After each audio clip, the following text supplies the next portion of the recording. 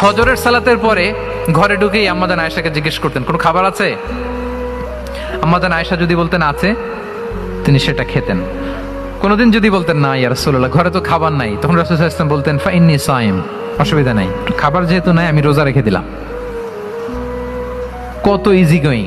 আচ্ছা আমরা হলে কি করতাম বলেন তো? ফজরের পরে ঘরে গেছেন, আপনি বড় সাহেব না, এবার যাওয়ার পরে জিজ্ঞেস করছেন কি আছে খাবার দাও, যদি বলে ঘরে কিছু নাই, কি বলবেন দেখি, কয়েকটা উত্তর আসুক।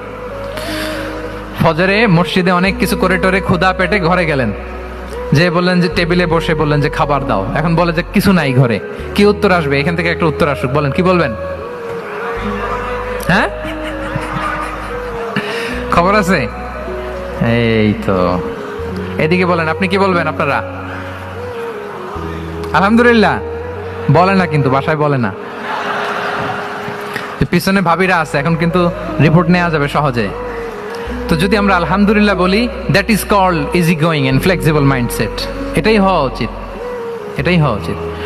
খাবার থাকলে খেতেন, না থাকলে বলতেন okay I am fasting, it's not a big deal, ফাইন্নী সাইম, যেহেতু নাই কি আর করবো, আমি রোজা রেখে দিলাম। এরকম ইজি গোয়িং ছিলেন দেখেন মুহাম্মদ সাল্লাল্লাহু আলাইহি ওয়াসাল্লাম।